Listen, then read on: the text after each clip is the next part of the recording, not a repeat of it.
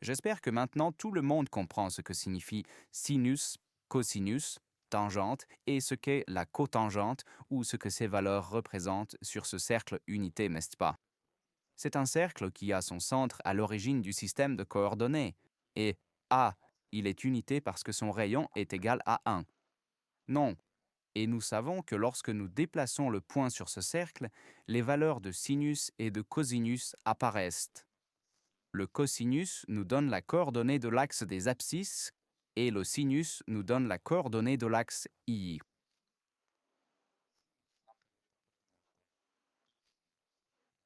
Et à différents angles, ces valeurs sont clairement différentes. Eh bien, nous connaissons 5 angles les plus caractéristiques. C'est l'angle 0, l'angle 30, puis l'angle 45, l'angle 60.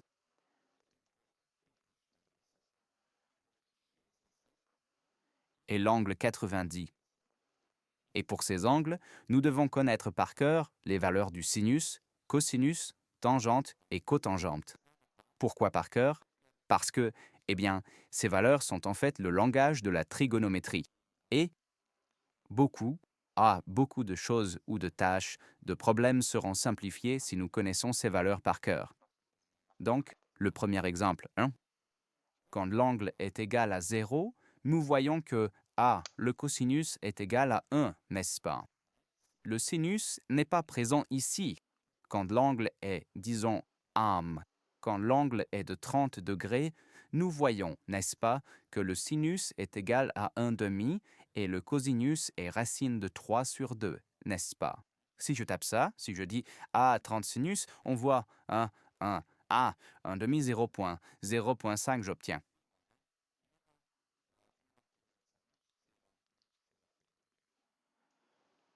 Nous allons maintenant, dans cette vidéo, créer un tableau des fonctions angulaires pour ces angles les plus caractéristiques, c'est-à-dire 0, 30, 45, 60 et 90. Alors, procédons étape par étape.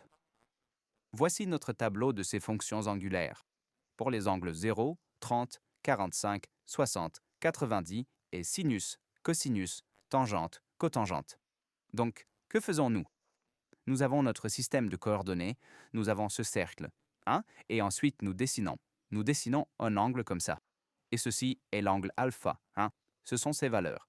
Par exemple, ceci est 45, Et cette distance, c'est notre sinus. Cette distance est notre cosinus. Nous savons que la tangente est ici, et la cotangente. Mais généralement, le cosinus et le sinus sont les plus importants. Eh bien, nous avons dit que le sinus de 0 degré est 0, n'est-ce pas? À ce moment-là, le sinus, en fait, il n'existe pas. Il n'y en a pas du tout. Il a une valeur de 0. Quand l'angle sinus alpha est 30, nous avons déjà vu plusieurs fois que le sinus est un demi. À 45 degrés, le sinus est racine carrée de 2 et 2, et 2 au dénominateur. Regardons cela avec un exemple, Si nous déplaçons maintenant cet angle à 45 degrés, nous pouvons bien voir. Le sinus est racine de 2 sur 2 et le cosinus aussi, n'est-ce pas? On voit. Alors regardons maintenant 60. Si nous déplaçons l'angle à 60 degrés, nous voyons. Racine 3 et ensuite 2 au dénominateur. Alors complétons maintenant. Tableau pour notre sinus. C'est-à-dire, nous avons 3 divisé par 2 et ensuite l'angle 90 est 1. Passons maintenant au cosinus. C'est-à-dire, quand le cosinus est à 0, quand c'est alpha, quand cet angle est complètement fermé, alors notre cosinus est égal à 1. Regardons cela sur le cercle, Si je ferme cet angle, c'est-à-dire maintenant cet angle est 0 degré, nous voyons. Le cosinus est 1, et le sinus n'est pas là. Et puis, quand je mets à 30, on voit racine de 3 sur 2, puis 45 est un angle caractéristique, racine de 2 sur 2, 60 ensuite, 1 demi et 90 sera 0. Ici, le cosinus n'existe pas. Inscrivons cela dans notre tableau. Nous avons dit, le cosinus de alpha 30 degrés est racine de 3 sur 2. Pour l'angle de 45 degrés, on peut se souvenir que le sinus et le cosinus sont égaux. Ensuite, ici c'est une moitié et 0. Hein? On peut voir une curiosité. Hein? C'est exactement l'inverse. Hein? Quand le sinus est 0, c'est quand alpha est 0, le sinus est 0, le cosinus est 1. À 90 degrés, c'est exactement l'inverse, non? Donc, en fait, vous devez juste apprendre ces valeurs, c'est-à-dire à quoi elles ressemblent, puis juste l'ordre. Ici, cela va de 0 à 1, une moitié racine de 2, 2 racines de 3 sur 2. Ici, c'est juste dans le sens inverse. Non, tangente, hein, représente aussi des valeurs. Nous savons que nous obtenons la tangente ainsi, hein, en traçant une tangente ici et ensuite, c'est notre tangente. Cotangente, ne sont jamais au même point, hein.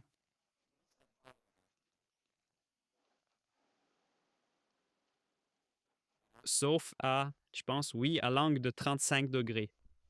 Bon, maintenant le tangente. Donc, le tangente de l'angle 0 degré, hein, c'est-à-dire n'existe pas alors si on imagine c'est 0. Le tangente de 30 degrés sera racine de 3 divisé par 3. Hein.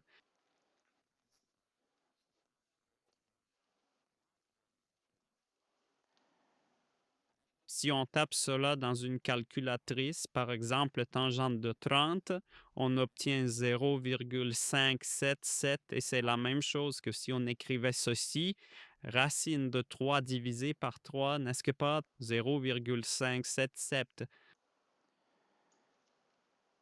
Ensuite, tangente, pour l'angle de 45, c'est 1, oui, et cotangente est aussi 1 à ce moment-là, donc nous verrons cela dans la ligne suivante.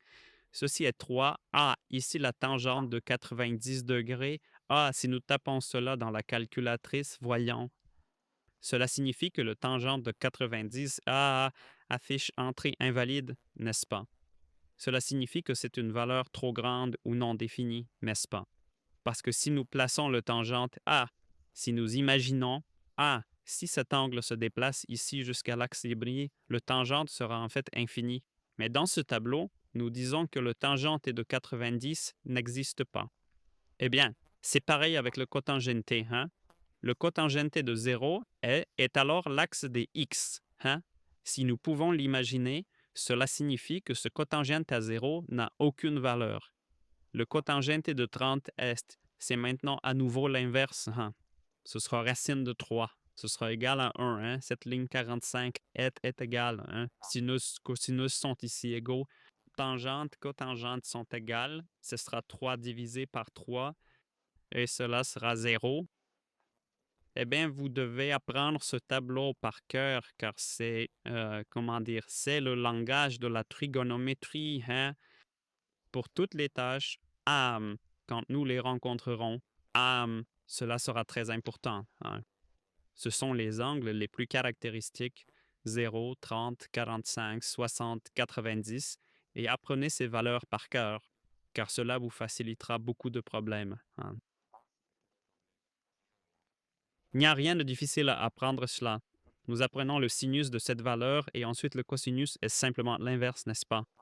De même pour la tangente, la cotangente est simplement l'inverse.